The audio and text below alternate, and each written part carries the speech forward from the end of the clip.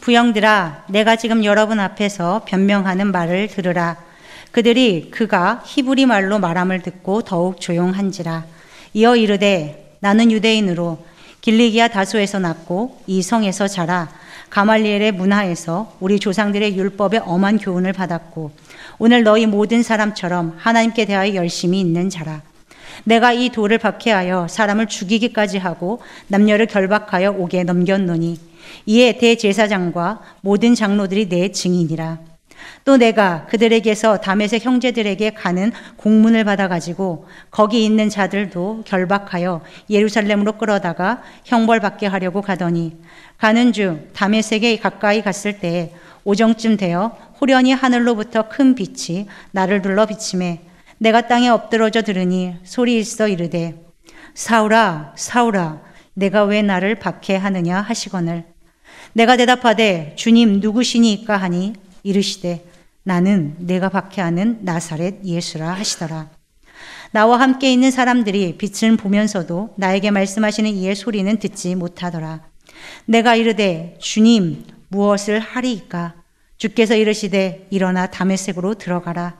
내가 해야 할 모든 것을 거기서 누가 이르리라 하시거늘 나는 그 빛의 광채로 말미암아 볼 수 없게 되었으므로 나와 함께 있는 사람들의 손에 끌려 다메섹에 들어갔노라. 율법에 따라 경건한 사람으로 거기 사는 모든 유대인들에게 칭찬을 듣는 아나니아라 하는 이가 내게 와 곁에 서서 말하되 형제 사울아 다시 보라 하거늘 즉시 그를 쳐다보았노라. 그가 또 이르되 우리 조상들의 하나님이 너를 택하여 너로 하여금 자기 뜻을 알게 하시며 그 의인을 보게 하시고 그 입에서 나오는 음성을 듣게 하셨으니 내가 그를 위하여 모든 사람 앞에서 내가 보고 들은 것의 증인이 되리라. 이제는 왜 주저하느냐? 일어나 주의 이름을 불러 세례를 받고 너희 죄를 씻으라 하더라. 아멘. 귀한 찬양 감사드립니다. 날씨가 많이 바뀌고 있습니다. 시간의 흐름을 저희가 깨닫게 되는데 늘 주로 인한 기쁨과 감사가 우리 안에 끊이지 않기를 원합니다. 올 한 해 감사로 결론 짓는 시간들을 보냈으면 좋겠습니다. 지난 주일 저희가 추수감사주일을 은혜로 지켰는데 이번 한 달 내내 우리가 감사하는 주일을 맞이하기를 원하고 그리고 믿음으로 살아가는 하루하루 여러분 모두가 되시기를 축복합니다. 오늘 3부 예배는 이미 여러분들 은혜를 다 받으신 것 같아요. 왜냐하면 8분의 세례자가 있다. 하나님의 살아계심이 너무나 분명히 증거되었기 때문에 그렇습니다. 정말 하나님은 우리를 구원하시는 분이십니다. 오늘 사도행전 말씀을 통해서도 이것이 너무나 분명해지기를 축복합니다. 아시아로부터 온 유대인들이요 바울이 성전을 더럽혔다. 이 이유를 들어서 사람들을 선동하고 그리고 매우 분노했습니다. 헬라인을 데리고 성전에 들어갔다. 그렇게 유대인들이 여기게 됐는데 그 이유가 에베소 사람 드로비모, 이 드로비모와 바울이 시내에 함께 있는 것을 보고 바울이 성전에 데려갔나 보다. 그렇게 오해를 한 거였습니다. 요즘으로 말하면 가짜 뉴스에 휘둘린 모양새입니다. 유대인들이 너무나 안타까운 것은 진짜 그들의 문제, 자신들의 삶은 거룩히 구별된 정결한 삶을 살지 못하고 있는 것, 이거 깨닫지 못하고 다른 사람들 누군가의 삶을 쉽게 정죄하면서 분노하고 있는 유대인들, 그들의 모습이 너무나 안타깝습니다. 그런데 그들의 모습 속에서 우리 자신의 자화상도 발견하게 되는 것 같습니다.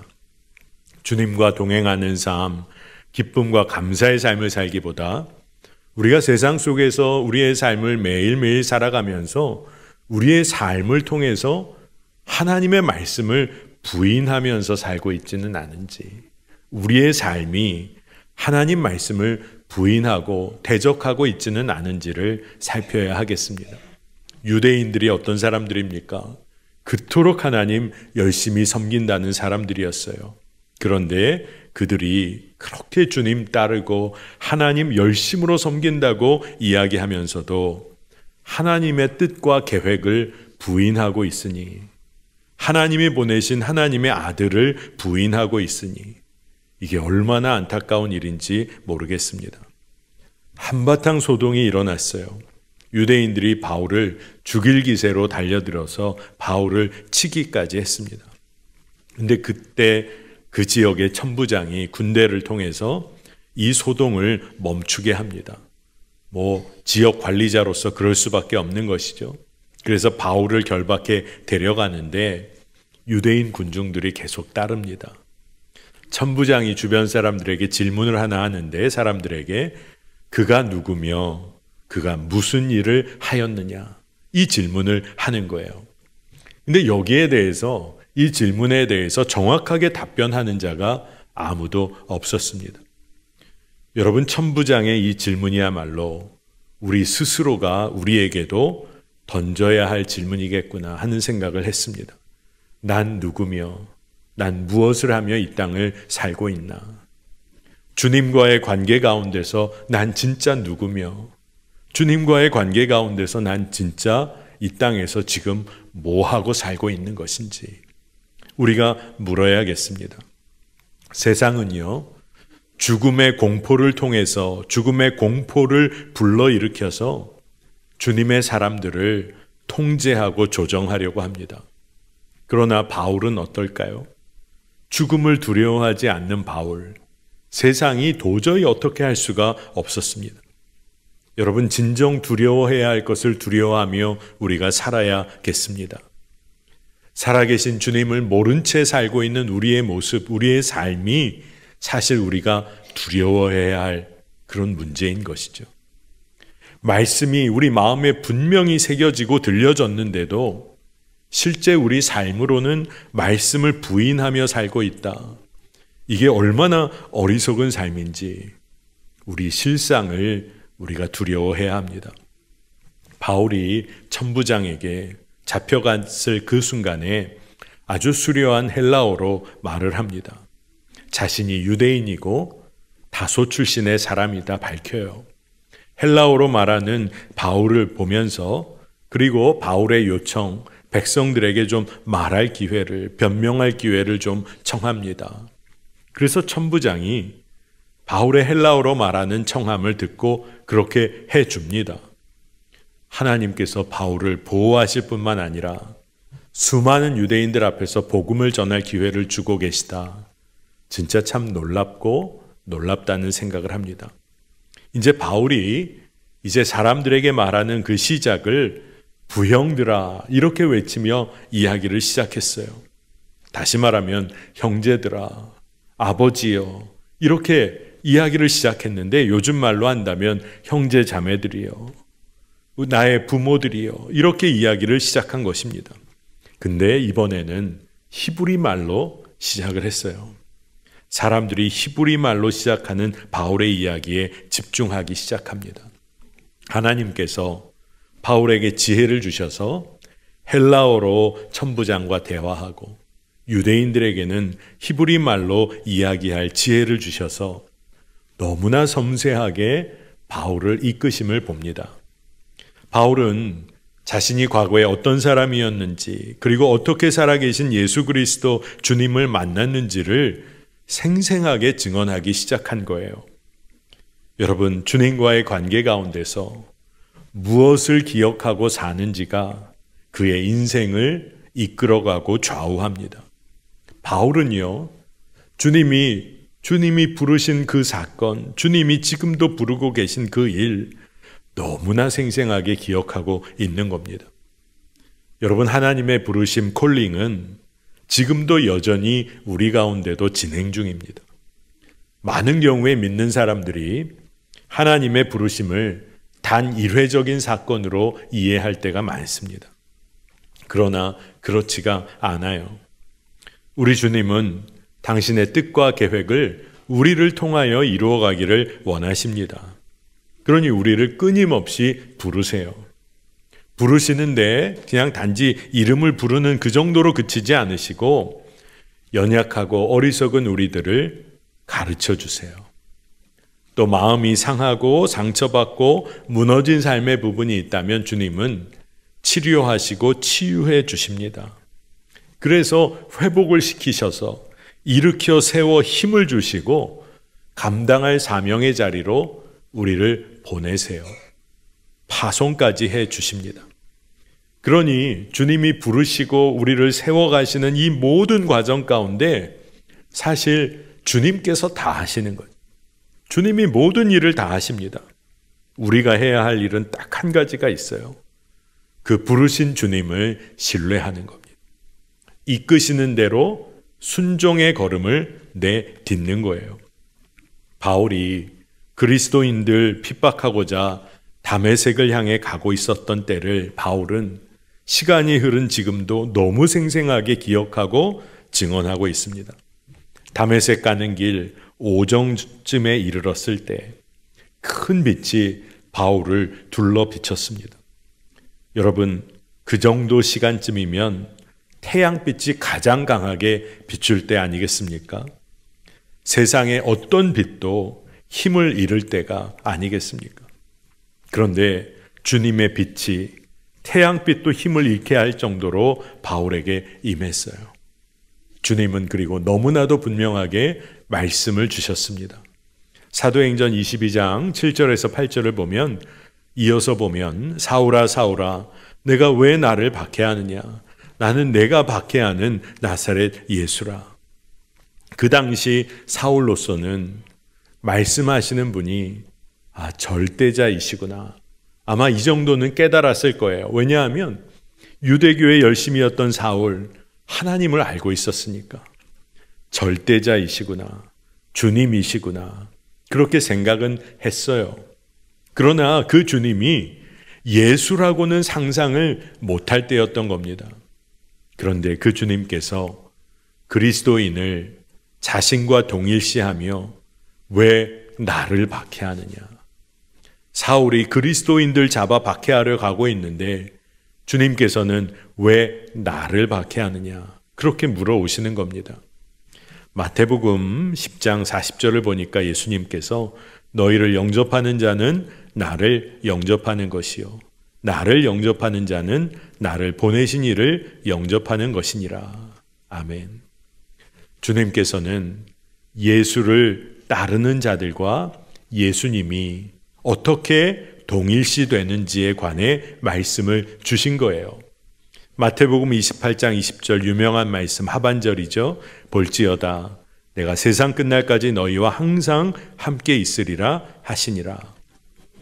부활하신 예수님은 성령으로 우리 안에 살아 역사하시며 함께 계세요. 그러니 바울이 예수님의 말씀을 들었을 때 어찌 나를 그렇게 박해하느냐. 바울은 아마 너무나 놀라고 어찌할 바를 몰랐을 겁니다. 그러나 지금 그때를 기억하면서 그 주님이 날 불러주셨던 거, 그것을 기억하면서 바울의 마음이 얼마나 뛰고 그 감격, 다시금 흥분이 되는 것이죠. 여러분, 강한 빛이 비추는 오정 시간.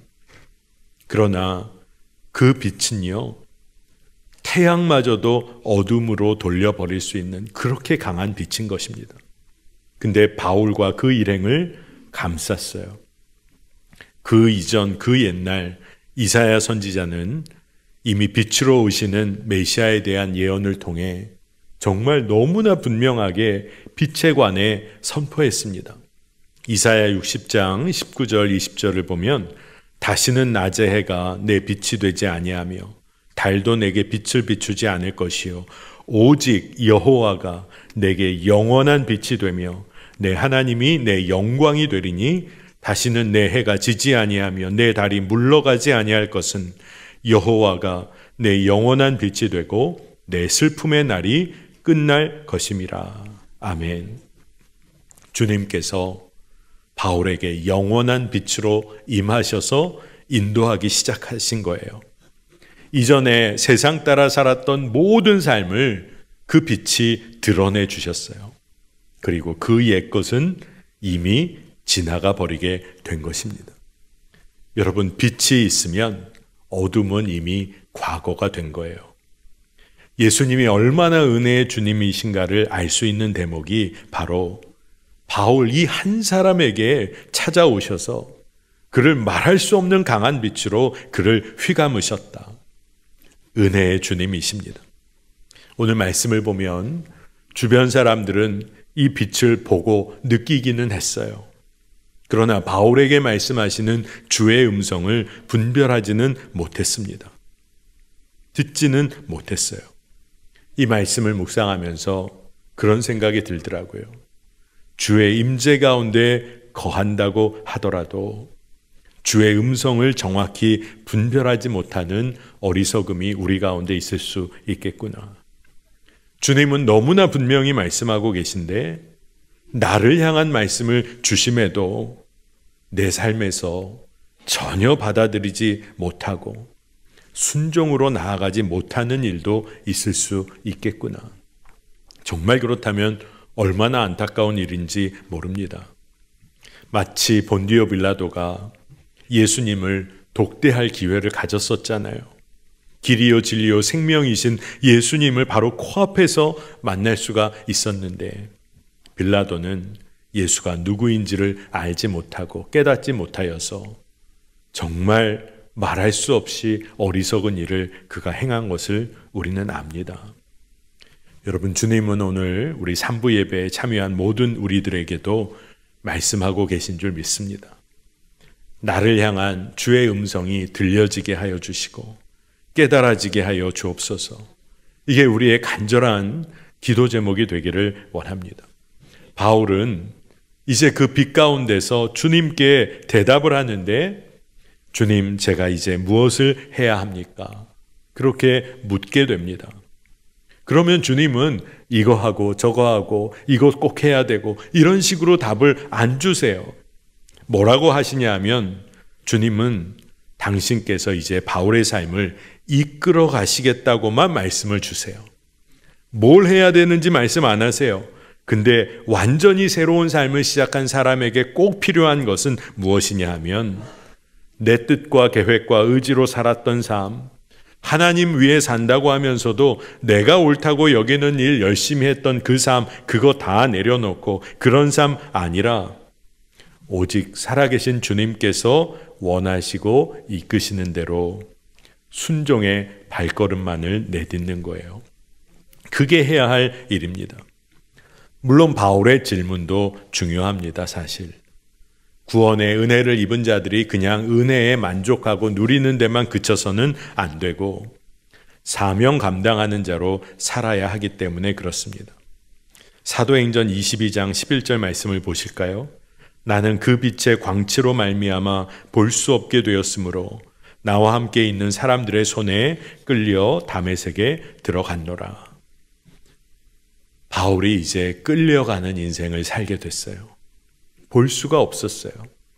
참 빛이신 주님을 만난 이후 바울은 더 이상 세상을 볼 수 없게 되었습니다. 여러분, 이 말씀이 얼마나 깊은 의미를 담고 있는지 모릅니다. 세상 것에 더 이상 휩쓸리지 않게 되었어요. 세상과 주님 사이에서 더 이상 주저하고 머뭇거리는 일이 더 이상 없어진 겁니다. 세상 바라보지 않게 되니까 그때서야 진정 보게 되는 것이 있었다는 거예요. 자기중심적인 눈이 닫히는 그때에만 보이는 것이 있습니다. 주님께 이끌려서 바울을 도우러, 바울을 만나러 왔던 아나니아가 있었죠. 여러분, 아나니아의 마음이 어땠을까요? 주님이 바울이란 자가 있으니 가서 만나라는 거예요. 그런데 여러분, 바울, 그 당시 사울은 유명했던 사람이죠. 그리스도인들을 핍박하고 박해하고 잡아 죽이는 일에 앞장섰던 그 바울, 아나니아가 얼마나 마음이 처음에 어려웠을까요? 그런데 아나니아가 신실한 주의 종으로 순종하여 바울을 만나러 갑니다. 그리고 바울에게 다시 보라, 이 말을 해줘요. 근데 이 말은 아나블레포라는 단어를 사용하는데 다시금 위를 올려다보라, 이런 말입니다. 하늘을 향해 눈을 들라는 거예요. 바울이 이 이야기를 듣고 눈을 들었을 때 아나니아를 쳐다보게 됩니다. 여러분, 아나니아는 히브리 말로 하나냐, 그 뜻이 여호와께서는 은혜로우시다. 여호와는 은혜를 베푸신다. 이런 의미를 가지고 있어요.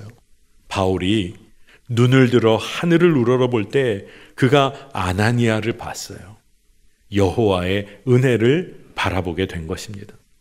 그때 아나니아를 통해 주의 음성을 듣게 됐는데 주님께서 바울을 택하여 하나님의 뜻을 알게 하시고 예수를, 의로우신 예수를 보게 하시고 그 음성까지 듣게 하신다. 그러니 네가 보고 들은 것의 증인이 될 것이다. 되리라. 이 말씀을 듣습니다. 증인 되기 위해 열심히 노력하라는 말씀 주시지 않고 네가 보고 들은 것의 증인이 되리라. 주님이 그렇게 하시겠다는 거예요. 증인이 되기 위한 모든 것을 허락해 주셨습니다.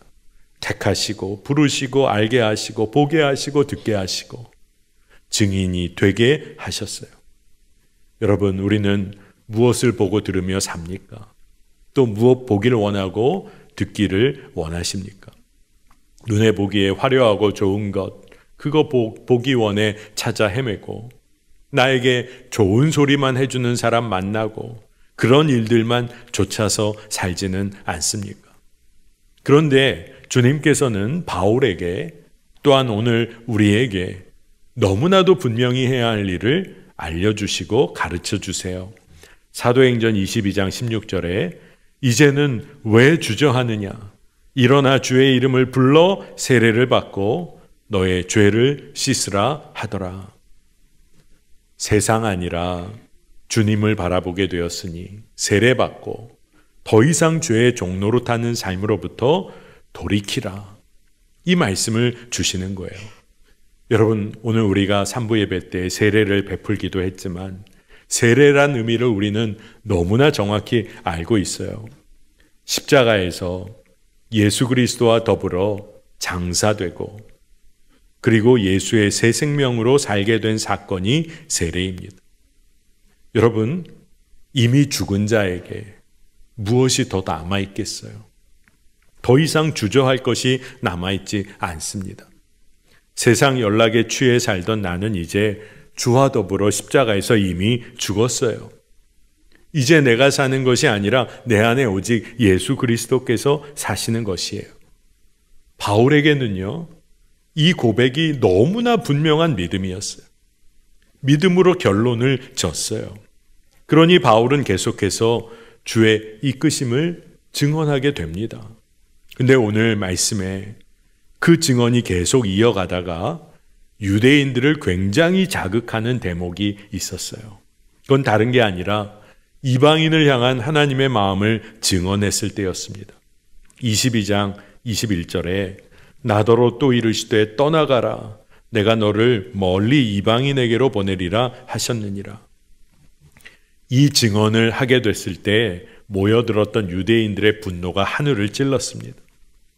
모든 주의 자녀를 향한 하나님의 사랑의 마음을 증언하는데 이걸 도저히 받아들일 수가 없는 거예요. 유대인들만의 하나님이라고 믿고 이방인들을 멸시하며 살았던 유대인들, 그들이 하나님의 마음을 오해할 뿐만 아니라 왜곡하고 있었어요. 그래서 또 소동이 일어납니다. 그때 천부장이 어쩔 수 없이 바울을 영내로 다시 끌고 가서 채찍질을 하며 이 무슨 일인지 신문을 하려고 이제 하는 거예요. 도대체 일이 뭔지. 근데 이때 반전이 일어납니다. 로마 시민인 나를 죄도 묻지 않고 채찍질부터 하려고 하는 일에 대해 바울이 항의를 해요. 근데 천부장이 깜짝 놀랍니다. 바울이 나면서부터 로마 시민이라는 것을 듣고 자기가 뭐라고 대답하냐 하면 나는 돈을 주고 로마 시민권을 샀습니다. 하지 않아도 될 얘기까지 당황해하며 합니다. 왜 그랬을까요? 그가 로마 시민에게 한 일로 인해 자기가 불이익 당하게 될까 봐 두려움이 생긴 거예요. 여러분, 로마 시민권을 돈을 주고 사고자 하는 인생이 있어요. 세상에 좋은 것이라 여겨지는 거, 내가 얻으려고 사는 그거에 모든 것을 쏟아붓는 인생, 우리 대부분의 인생일지도 모르겠습니다. 남 부럽지 않게 자녀 교육시키고 싶고, 남들 부러워하는 집에도 한번 살아보고 싶고, 떵떵거리며 살고 싶고, 직업도 재정적 풍요도 누리고 싶어서 현대판 로마 시민권을 위해 달려가는 인생이 많습니다. 그러나 여러분, 우리는 이미 천국 시민 된 주의 자녀들입니다. 주님과의 관계에서 내가 누군지를 알아야 합니다. 주님과의 관계에서 내가 무엇하며 살아야 하는지를 알아야 하는 거죠. 이거 잊어버리면 로마 시민권 목적 삼아 사는 일이 얼마나 어리석은 일인지 모릅니다. 우리가 십자가 보혈로 이미 이 세상에서 하나님 나라 살아가도록 부름받은 인생입니다. 여러분, 우리가 로마 시민권 가졌기에 세상이 우리를 두려워하게 될까요? 아닙니다. 세상은 우리가 그리스도인이기 때문에, 우리가 주님과 하나 되어 살기에 세상이 우리를 두려워하는 것입니다. 그게 진짜 정상입니다.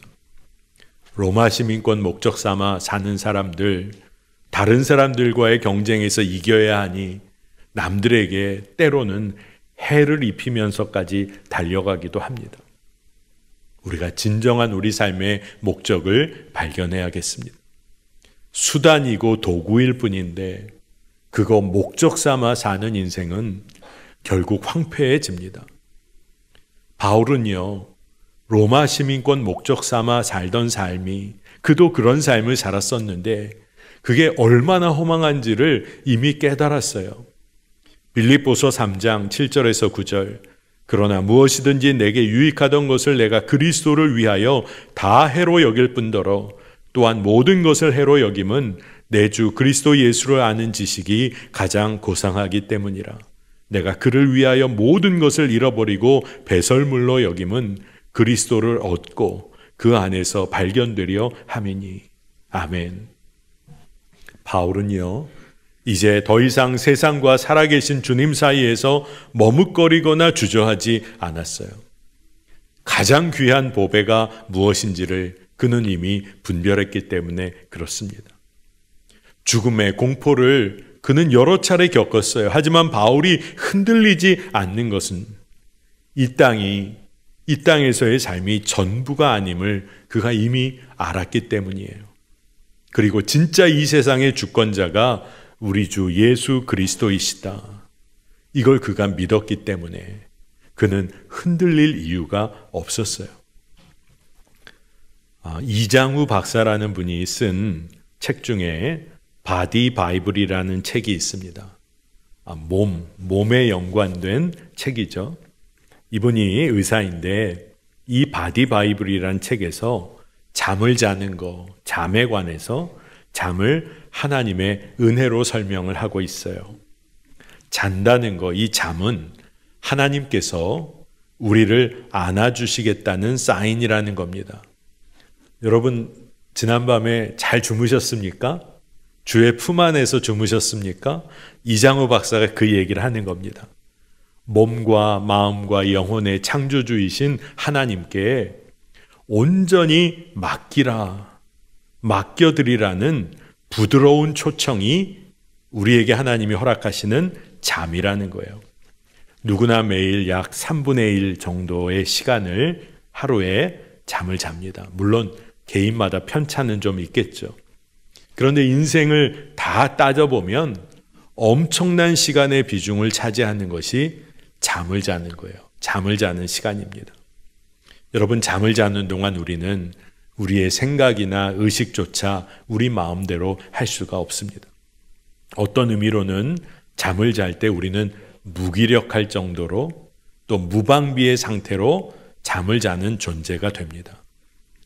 그렇지만 우리가 잠을 자는 동안에도 하늘과 땅은 여전히 움직이고 하나님의 역사는 돌아가고 섭리가 이루어지고 있어요. 그러니 잠이라는 것은 완전히 내어 맡기는 삶 그 자체를 의미한다는 거예요. 몸과 마음과 영혼을 주님 앞에서 완전히 무장해제하고 내려놓는 상태, 그게 잠자는 상태라는 겁니다. 그러니까 완벽하게 맡겨드리는 거예요. 그러니 잠을 잘 자고 나면, 완벽하게 주님께 맡겨드리는 시간을 보내고 나면 우리가 아침에 새 힘을 얻고 또 새 날을 준비할 새 힘과 기분도 얻게 된다는 겁니다. 여러분, 그런 경험들이 있으실 거예요. 그래서 세상 사람들도 잠을 잘 자기를 원합니다. 늘 잠 못 자고 불면증에 시달리는 사람들이 잠 한 번 좀 제대로 좀 잡았으면 좋겠다. 그래서 약물을 취하기도 하잖아요. 우리 인생이 주님께 완전히 내어 맡겨질 때, 그렇게 살 때, 주를 위해 모든 것을 내가 감당하며 주님께 모든 것 맡기며 살 때 진정한 평안과 위로가, 새 힘을 얻게 되는 이치가 이 잠을 자는 것과 통한다는 거예요. 여러분, 잠 잘 자시기 바랍니다. 하루를 마무리할 때 여러분 한번 해보세요. 주님, 오늘 밤 제가 주 안에서 자기를 원합니다. 주님께 완전히 내어 맡기고 쉼을 얻는 잠을 자기를 원합니다. 여러분, 내어 맡기는 일, 주님께 완전히 내어 맡기는 일을 이제 더 이상 주저하지 말아야 합니다. 그렇게 내어 맡길 때 진짜 회복이 있는 거예요. 진짜 새 힘을 얻게 됩니다. 여러분 인생의 결재권자가 누굽니까? 결제하는 자가 사실 여러분 어떤 사람이죠? 모든 것 책임져야 하는 사람입니다. 여러분, 사회에서 결제할 일이 많아지면 조심하시기 바랍니다. 여러분, 책임져야 하는 인생이에요. 그러나 바울에게는 인생의 결재권자가 주님이셨어요. 그러니 주님께 모든 것 다 맡기고 하나님 나라와 주 예수 그리스도를 전하는 일에 그는 그의 삶을 내어드렸어요. 주님께 그렇게 내어드리는 일에 있어서 바울은 주저할 시간도 필요가 없었어요. 이 땅의 삶이 짧고 너무나 빠르게 흘러가는 것을 바울은 이미 알았기 때문입니다. 그러니 이제 우리도 주님께 여쭤야겠어요. 주님, 이제 제가 무엇을 하며 살아야겠습니까? 은혜를 베푸시는 우리 주님께서 여러분, 우리 삶을 이끄실 거예요. 너 이거 해라, 이거 해라, 이거 해라, 이렇게 하시기보다 우리 삶을 강하게 붙드시고 이끌어 가실 것입니다. 여러분, 그때 더 이상 주저하지 마시기를 축복합니다.